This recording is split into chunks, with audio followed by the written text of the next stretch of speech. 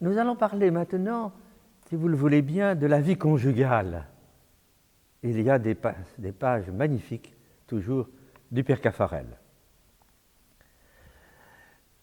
Pour le Père Caffarel et pour les équipiers Notre-Dame, pour nous ici, la vie conjugale dont nous allons parler est la vie de deux personnes, un homme et une femme, ayant reçu le sacrement de mariage. Dieu est amour, il est la source de l'amour qui unit l'homme et la femme.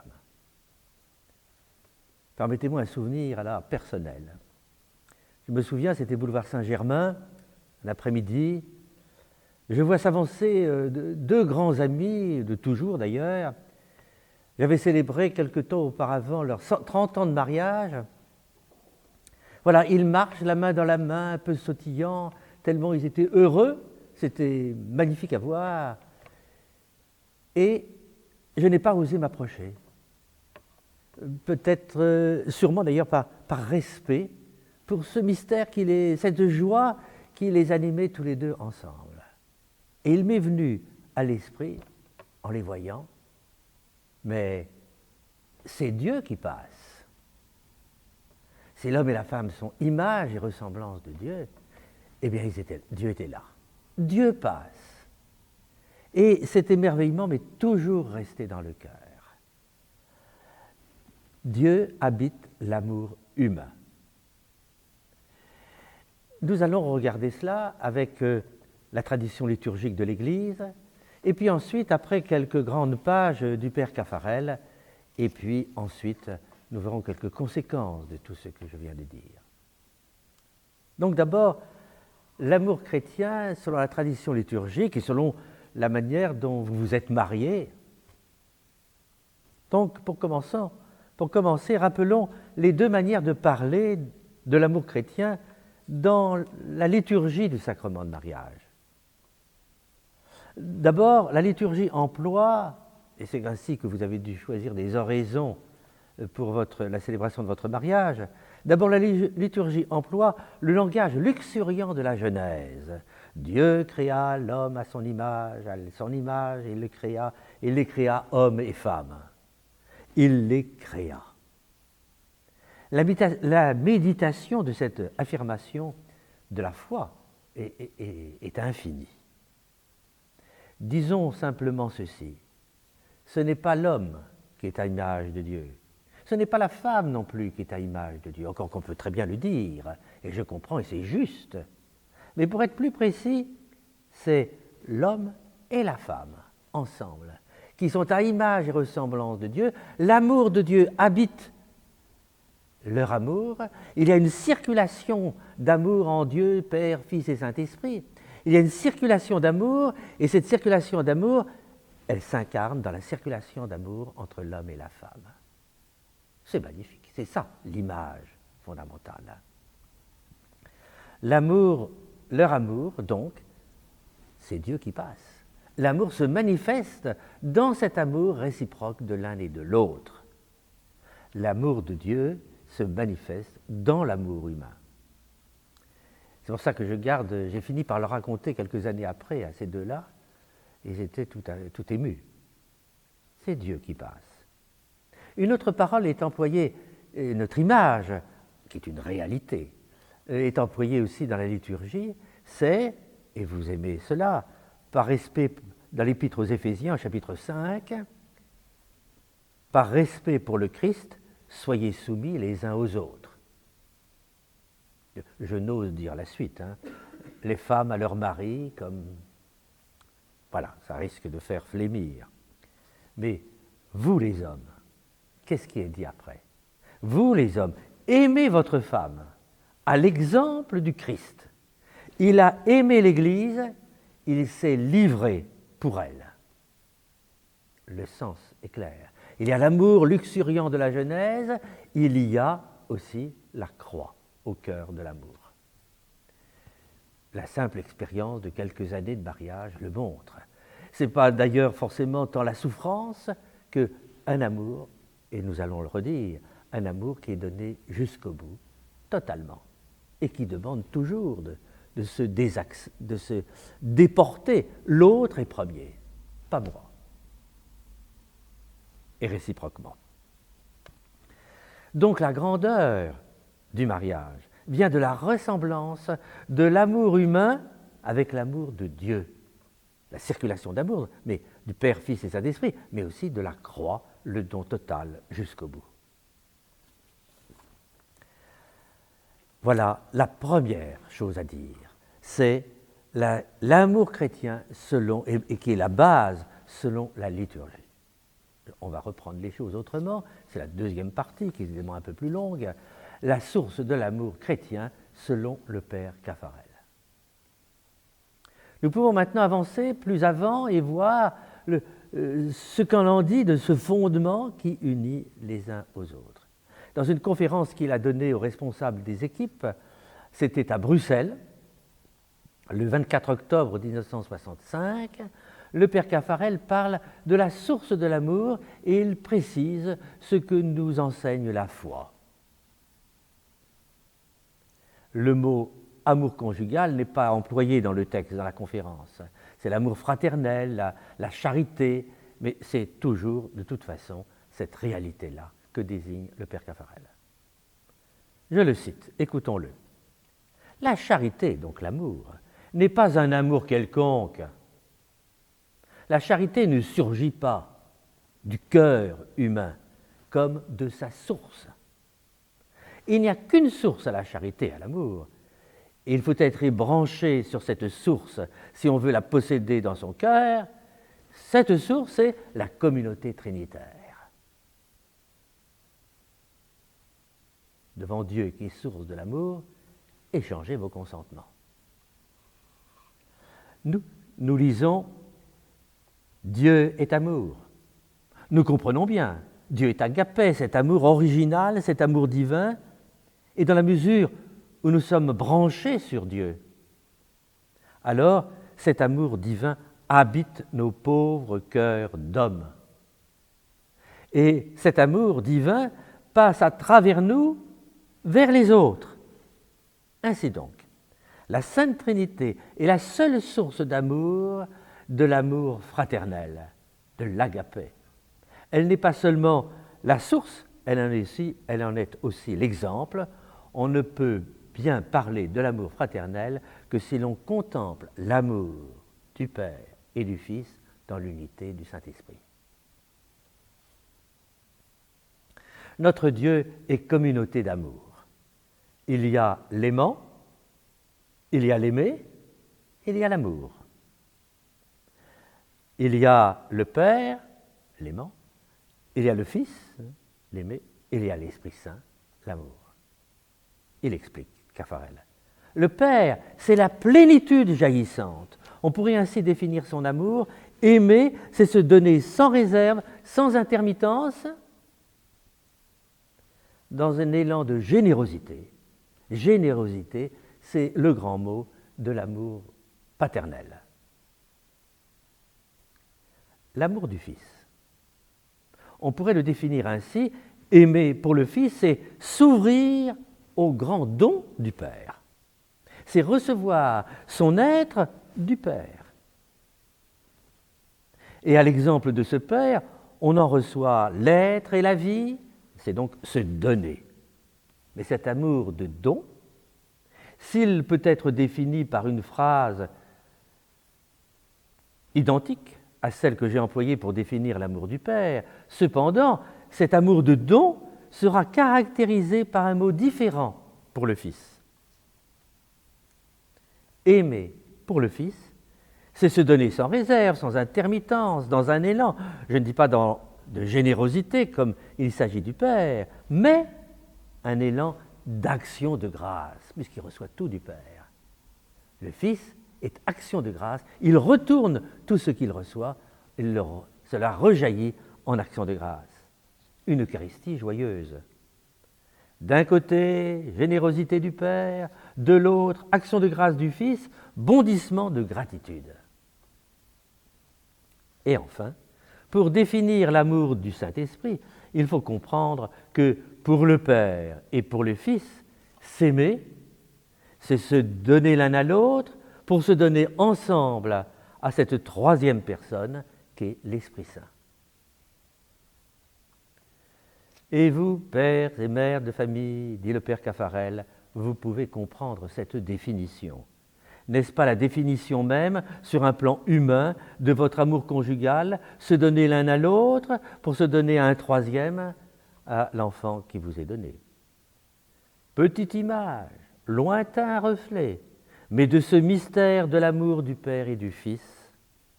Et de même que vous dites de votre petit garçon, de votre petite fille, mais c'est notre amour personnifié, cet enfant. Ainsi, le Père et le Fils devant l'Esprit Saint, c'est notre amour personnifié.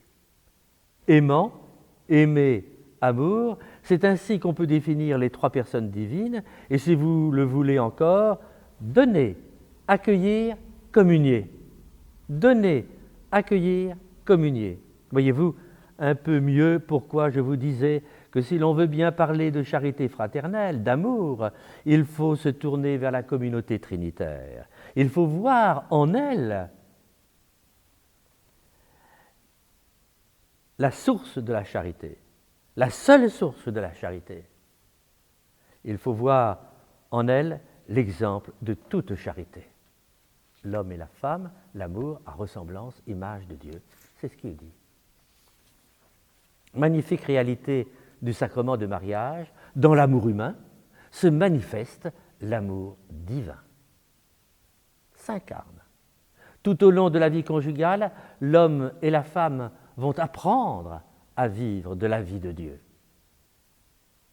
L'amour divin va emplir, purifier, rénover, épanouir l'amour humain.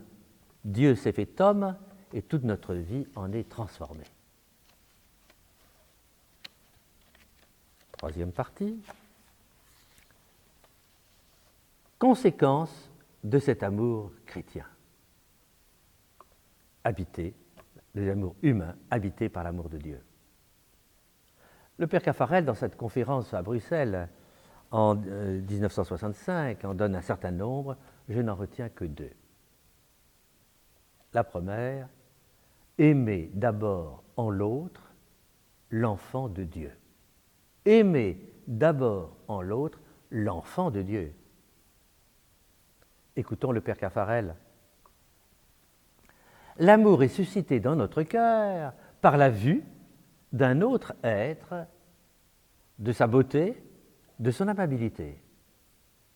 Si j'aime, c'est parce qu'il y a en l'autre quelque chose d'aimable que je vois.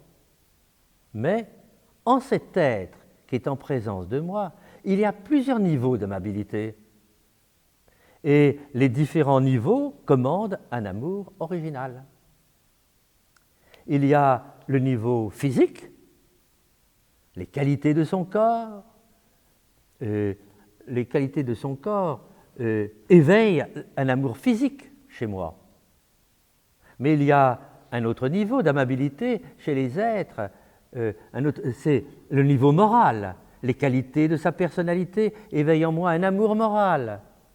Mais il y a encore un autre niveau chez les chrétiens. Il y a en eux l'enfant de Dieu.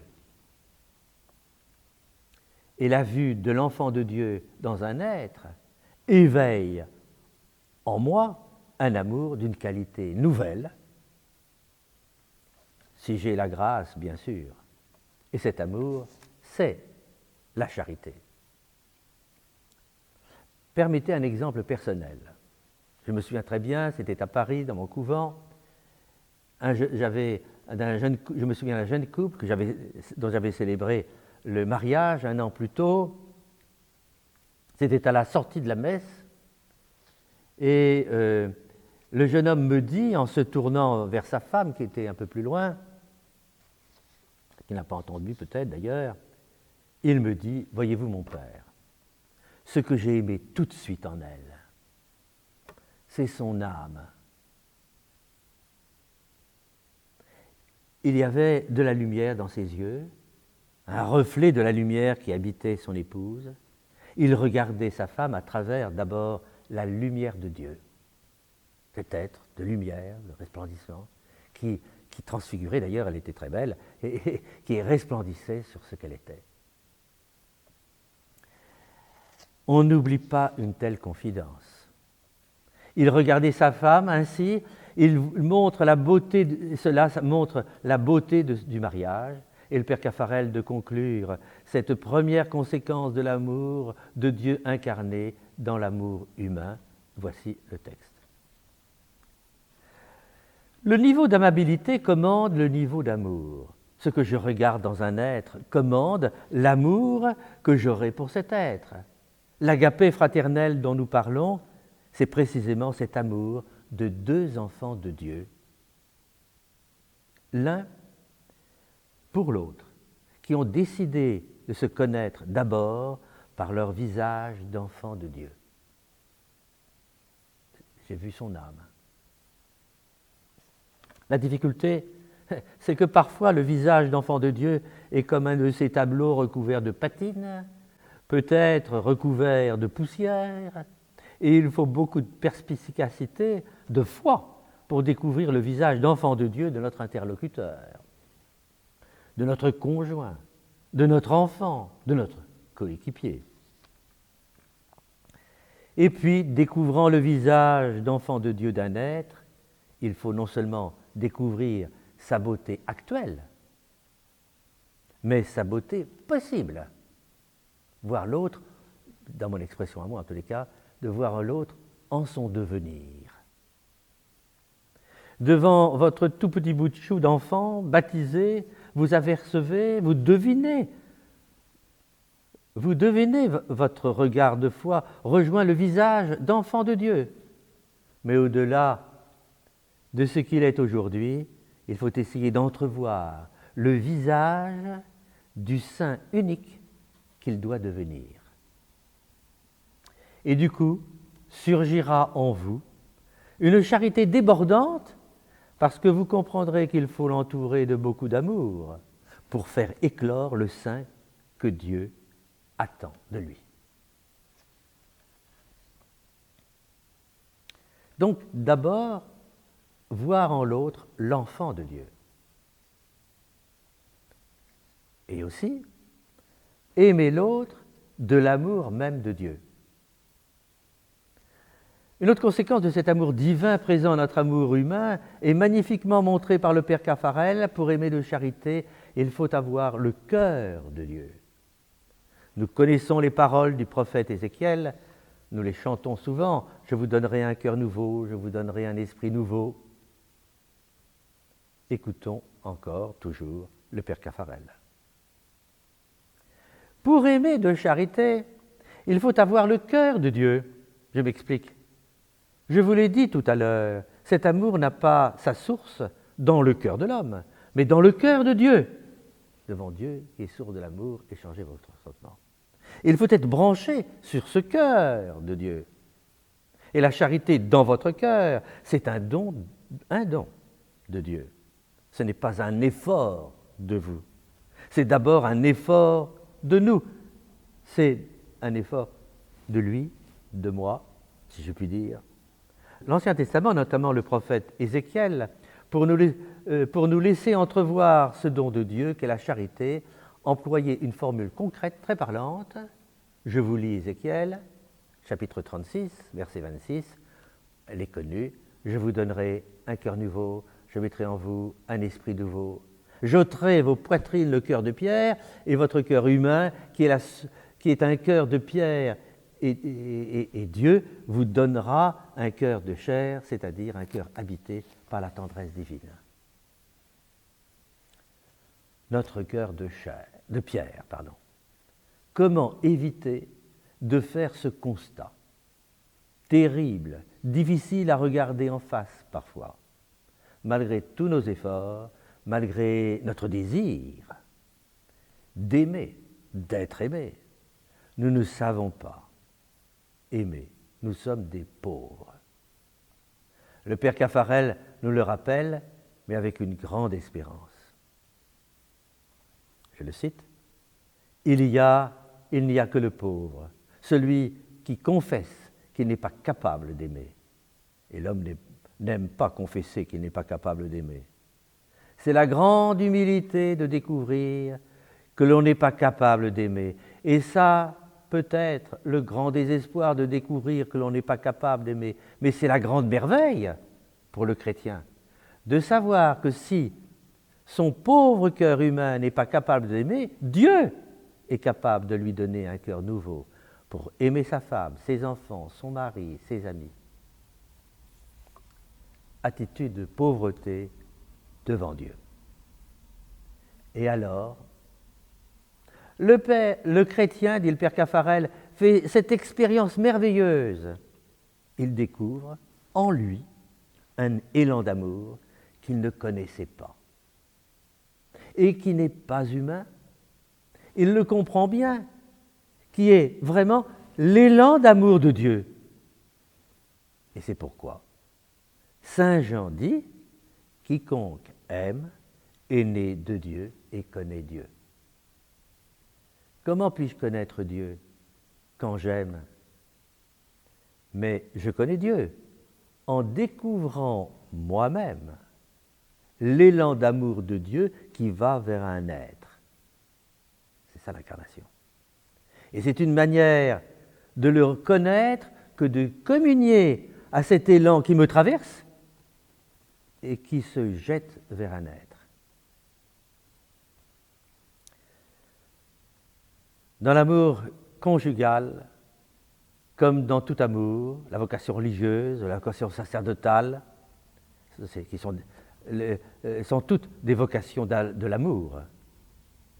Mais n'oublions pas que la vocation fondamentale, la vocation pour tous, est appel à la sainteté, l'appel à aimer.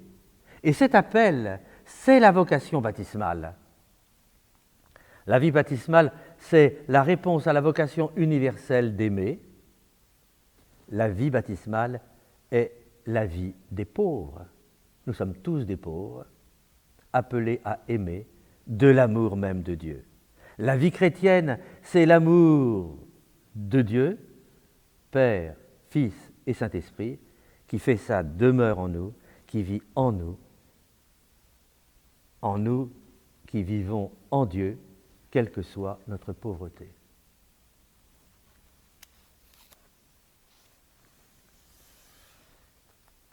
Pour conclure,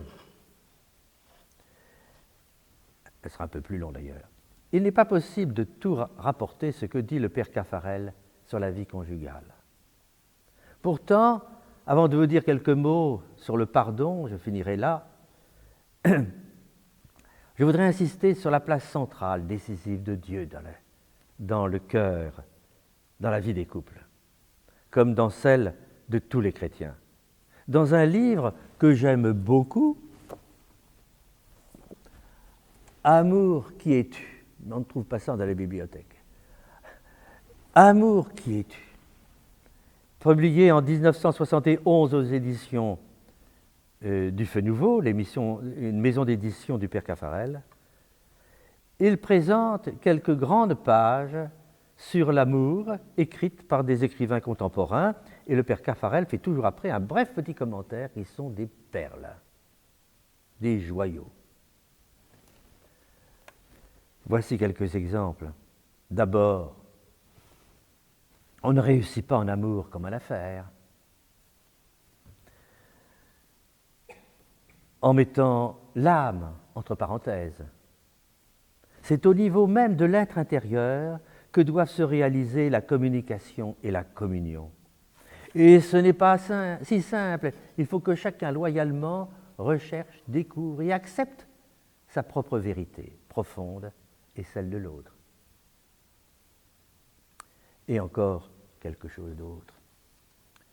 L'homme porte en soi l'exigence d'un absolu dans le don de soi à un autre, impliquant une dépossession de soi radicale, cela ne fait pas de doute.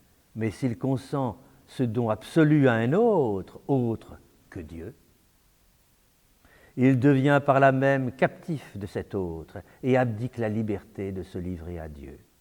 Reconnaître à un autre une totale maîtrise sur soi-même, c'est pour l'homme trahir sa autre dignité, à savoir qu'il est trop grand, trop noble de naissance pour se faire dépendant d'un autre être que Dieu.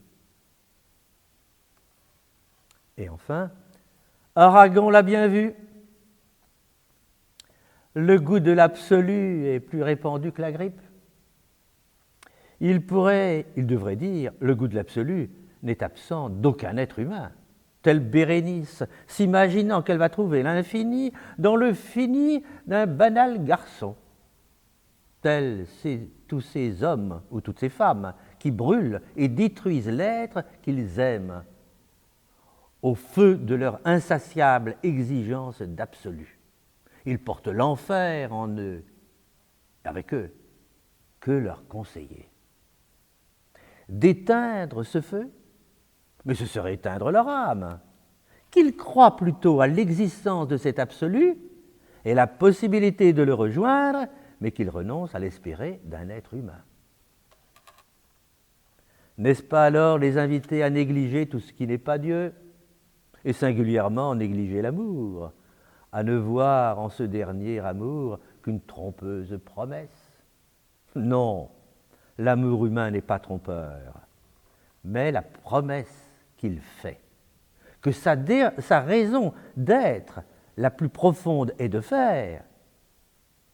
Ce n'est pas lui qui peut s'en acquitter, mais Dieu, dont il est le messager. Plus que le messager, d'ailleurs, le sacrement, au sens chrétien du mot, dans le mariage chrétien. L'amour conjugal mis en état de grâce non seulement parle au nom de Dieu, mais il contient et donne l'amour de Dieu.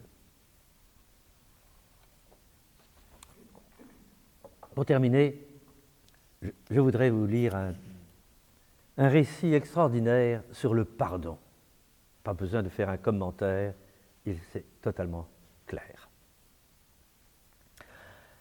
C'est du père Caffarel, bien sûr. Afin de la conseiller en connaissance de cause, j'interrogeais une veuve sur l'évolution de sa vie spirituelle.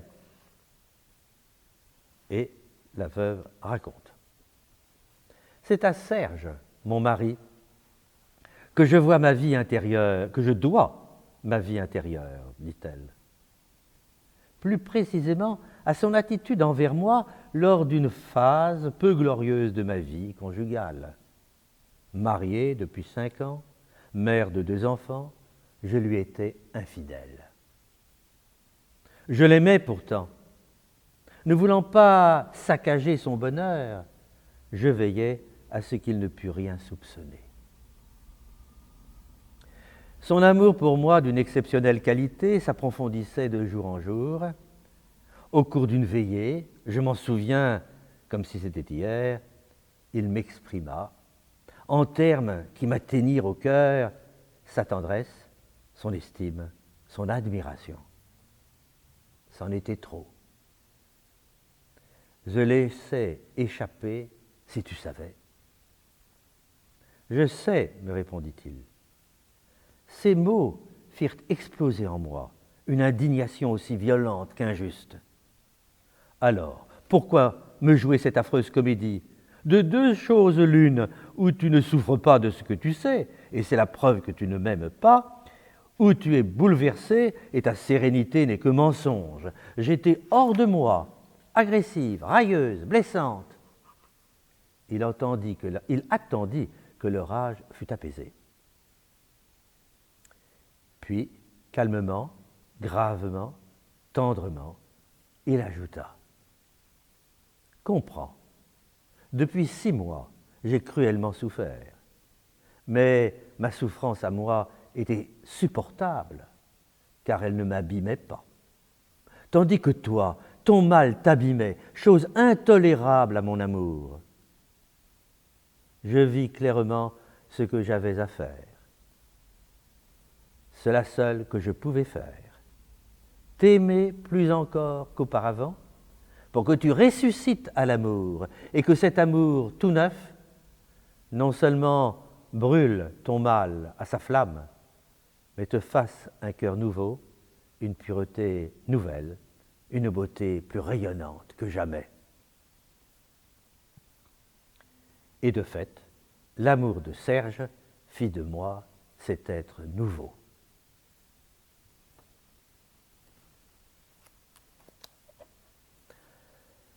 Voilà la puissance de l'amour qui est un fleuve immense, profond, violent, qui couvre tous les péchés. On peut dire que ce père, cet époux, est l'image vraiment du Christ. Amen.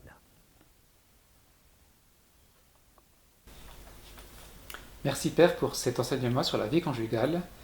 Merci aussi pour ce bouleversant témoignage qu'il a conclu. Et maintenant, si vous le voulez bien, nous vous proposons un temps de DSA, de devoir de s'asseoir chez vous. Donc dans votre livret, vous trouverez quelques pistes pour vous aider à trouver un sujet. Et donc nous vous souhaitons un très fructueux temps de dialogue en couple. À plus tard.